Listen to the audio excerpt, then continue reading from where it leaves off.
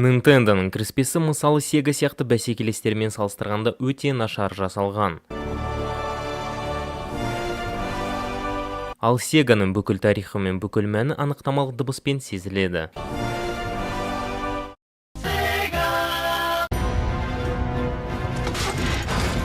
Мен лава төсенішін ақшадан қымбатырақ етіп көрсетудің себебін түсінемін. Бірақ мен түсінбейтінім, неге лава кемеден төгіліп жатқанын, лава тағы да қайдан алынады. Бір қызығы, Баузер отының толық цистернасын өзіне қалай сыйдырды. Ағайындылар жасыл фонда түсірілген, бірақ қандай да бір себептермен Луиджидің жасыл киімі кесіп алынбаған. Әрине, сіз оны көлеңкедегі қою жасыл түс өшірілмейтіндей етіп реттей аласыз. Бірақ бұл жарқыраған жасыл шам Луиджидің киіммен сәйкес келеді. Сондықтан оның киімі мөлдір болу керек. Марио құлаған кезде оның тізесі жарықтың астында болды. Келесі кадрларда тізесі көлеңкеде. Мы ей очень гордимся. Вот так-то. Луиджи телефонды үстелдің үстіне лақтырып жіберді. Нақты болсақ, ол өзі де үстелдің үстіне қарады. Ал басқа кадрда телефон мүлдем басқа жерде жатыр. Супер Марио, говорите. Ага. У вас потек кран? Отлично! В смысле, вы по адресу обратились. Мы сейчас приедем и все починим. Ну что? Түсінбедім. Клиент диалогтың қай бөлігінде өз мекен жайын айтты. Алғашқы секундтарда клиент максимум айтқан сөзі ол: сәлеметсіз бе, біздің кранымыз ағып жатыр. Содан кейін Луиджи оған бір сөз айтуға мүмкіндік бермеді. Мен Марионы қайда жүгіріп бара жатқанын түсінбеймін, егер Луиджи тіпті қайда бару керектігін айтпаса. Бұл жігіт жәшікті көтеріп түсіреді. Не үшін?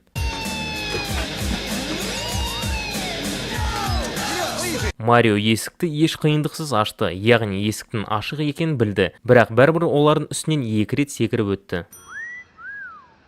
Отпад! Протекло в ванной на 2-м этаже. Олар дұрыс үйге келді ме? Өйткені дәл қазір рояль осы кішкентай терезенің алдында тұрды, бірақ қазір терезе бірнеше есе үлкен, ал пәтердің өзі бірнеше есе үлкен. Луиджи ақ және қара тақташалардың қиылысында тұрды, бірақ сүйек Луиджи тұру керек жерге құлап кетті. Сливы жоқ душ бөлмесі және су тым тез толады. Қарапайым құбырлардан сонша су ағып кетпейді. Дәретхана су мен душ сливы арасындағы байланыс қайда? Душтағы су дәретхананың жағына ағады. Мұның мағынасы бар, бірақ бұл судың бәрі унитаздамас, соны ұқпадым мен.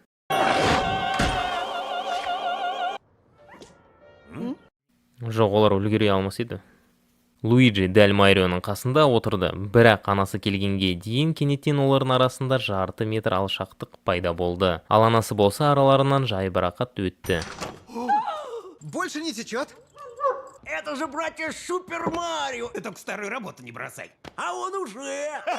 На кой вы этот ролик вообще сняли? А я скажу, что ты спятил. Ну, кто бросает стабильную работу ради нелепой мечты? Ты своего брата на дно тащишь. Спасибо за поддержку. Мынау не, қайдағы арман, қандай ақмақ қоңырауды сантехник болуды армандайды. Бұған сүйінімнің қандай себебі бар? Және жалпы Марионың отбасын көріп, мен кейіпкер дизайнның қаншалықты нашар екенін түсіндім. Олар жай ғана 3 өлшемді Марио үлгісін бір-біріне келістірді және осы мультфильмдегі барлық адамдарды оның пропорцияларына келтірді. Бұл таңқаларлық, жаман көрінеді, бәрі ергежейлі сияқты, және балалардың бойы да. Ересек адам кім, бала кім, бастары тым үлкен. Иә, бұл мультфильм үшін әдеттегі нәрсе, бірақ Мариода олар мұны өте нашар жасаған. В результате прорыва трубы затоплен Бруклин. Движение поездов парализовано. Помогите нам! Спасите Бруклин! Мені Нью-Йорктың бүкіл аймағына сынған құбырдың кесірінен өлім қаупі төніп тұрғанына тағы да сендіруге тырысады. Мүмкін болатын ең көп нөсер кезіндегі нәрсе ол тек қана жолдың бәрі суда болады. Менің аймағымда бұл қауіпті жағдай. Бруклинде бұл ақыр заман. Ыстық буға қарағанда, бұл ыстық суы бар құбырының бір түрі, бірақ ағайындыларға бәрібір оның бойымен уайымсыз және күймей өрмелеп бара жатыр. Обязательно спасемся! Не трожь этот гриб, а то умрешь! Сонда Тод соншама уақыт сол жерде отырды, біреу оған келіп тигізгенше, сосын жай ғана айқайлау үшін. Бұл өте бір түрлі. Тоттың таяқшасы саңырауқұлаққа қадалып тұрды, бірақ келесі кадрларда ол жоғалып кетті. Сіз бұтаққа соғылып қалсаңыз, сіз жай ғана құлап кетесіз, ұшып кетпейсіз. Оларда сақтандыру жоқ және мүлде бүйірлері жоқ лифттер бар.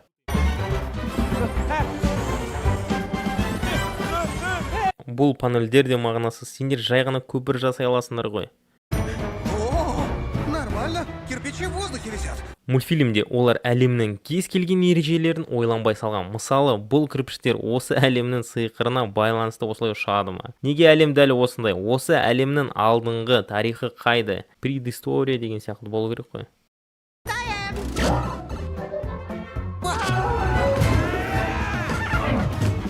Құбырлардан жасалған лифттің бір түрі әдейі істегендей әрбір сапар адамды құсумен жеткізеді. Панорамалық көріністе сарай басқаша көрінді және өткір конустарда тұрды. Қақпалар жоқ болды, ағаштар аз болған. Ал енді Ханшайымның құлағында көк сырғалар бар. Енді олар жоқ. Ал енді сырғалар қайттан орынды. Смотри, учись.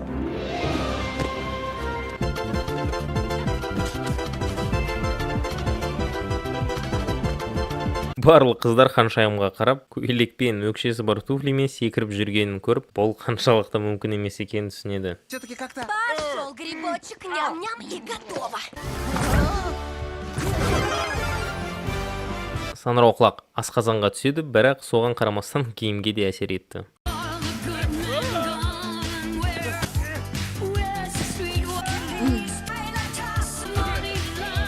Ханшайым Саңырауқұлақтар патшасындағы ең маңызды адам және соғыс көкжиекте тұрғанда Ханшайым болса күні бойы танымайтын адамды жаттықтыруда.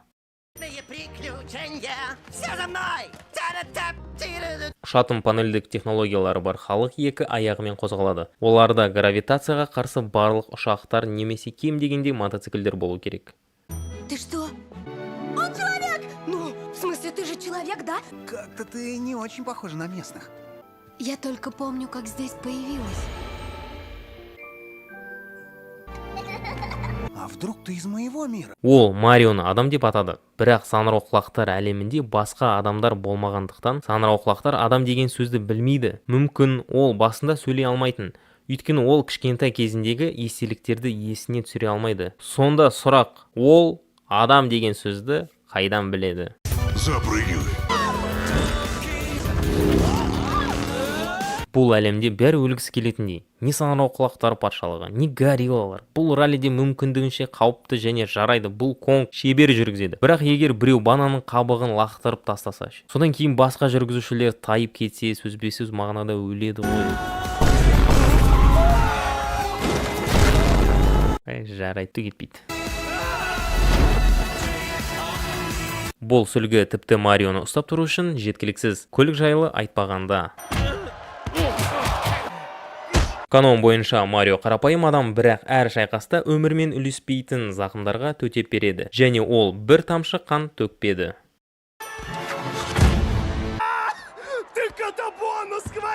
Бұл әлемде бірде-бір мысық болмаған. Бірақ соған қарамастан барлық халықтар оны қандай жануар екенін біледі. Нам понадобятся карты.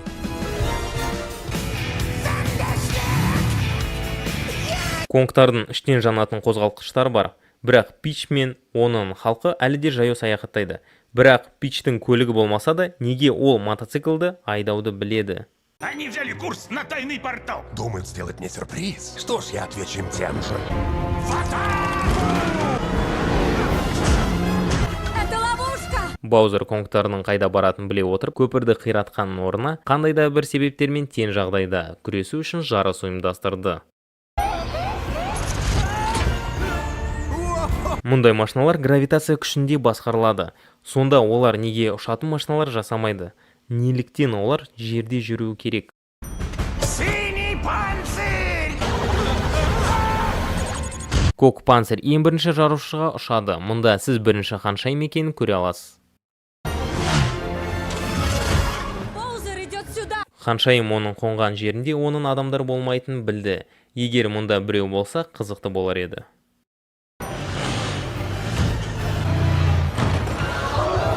Ол негізінен санроқлақтардың қауіпсіздігі туралы ойланбастан қамалдың айналасында жүрді және өз халқын ойламағанын көрініп тұр.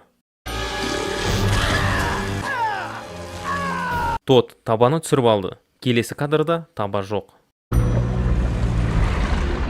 Медленно сгинуть в утробе угря рядом с идиотом. Үлкен балықтың ішінде жарқын жарық бар, әсіресе артқы жағында. Бүкіл стадион жарықтандырылған сияқты. Кемпір қосақтың сынықтары соншалықты жарқын болу үшін жеткіліксіз. Бұл ғаламда 10 килодан тұратын үлкен монеталарды пайдаланады. Мұндай валютаны қандай данышпан ойлап тапқан?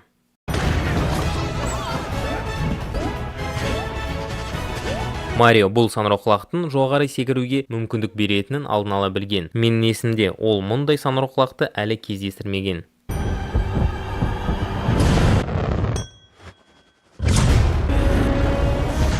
Торпеда қалағанда тоқтайды және бұрылады. Яғни оның гравитациялық манипуляция технологиясы да бар.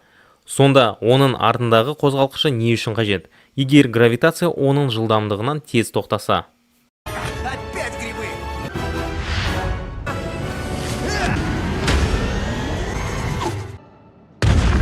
Маған бір қызығы Марио осы құбырдан келді ғой. Яғни ол әдейі өзінің туған қаласына торпеда жібергісі келді. Оны мойындамағандардың бәрін жарып жібергісі келді ме сонда? Жарайды. Теорияда кейіпкердің логикалық дамуы бар. Ол жауызға айналса, мақтауға тұрарлық болушы еді.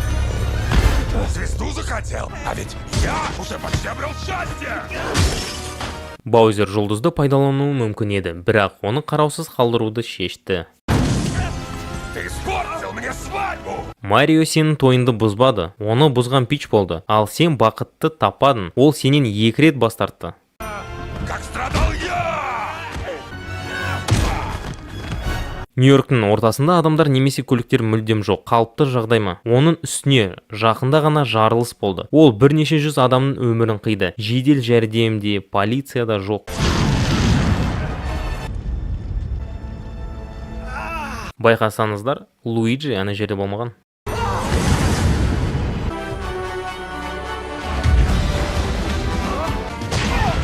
Ағайындылар алғаш рет белгісіз затты қабылдады, бірақ екеуі де халкбастердің соққысына төтеп беретініне сенімді. Ешкім оны жұтуға мүжбүрлеген жоқ, оны түкіруге болатын еді, ал мультфильмнің канонына сәйкес көк санроқлақты жұтқанда кейіпкер жарқырауы тиіс. Марио мен Конгтың шайқасындағыдай, бірақ Баузер жарқыраған жоқ.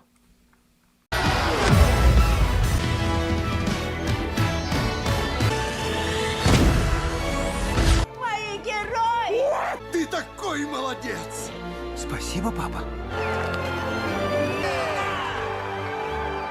Бұл Elimination барлық мультфильмдердің ең жаман соны, неліктен олардың ата-аналары олармен мақтанады. Бұл халықаралық масштабтағы лаңкестік әрекет. Олардың балалары кейбір белгісіз заттарды қабылдады. Барлық адамдар не болып жатқан 100% білді. Мультфильм өте нашар, мағынасы жоқ. Кейіпкерлер бірдене істеу үшін бірдене жасайды. Әлем ойластырылмаған, персонаждардың дизайны дұрыс салынбаған. Мультфильм тіпті Elimination бойынша нашар. Адамдар бұл мультфильмді байсалды тұлғалармен қалай жасағанын елестете алмаймын. Бұл мультфильм тек бұрынғы ойын үшін сондай мәртебеге ие. Былай алып қарасан өте нашар бәрі жасалған. Егер мен осындай картинаның режиссері болсам, қатты ұялатын едім. Мен даже шығармаушы едім ондай мультфильмді.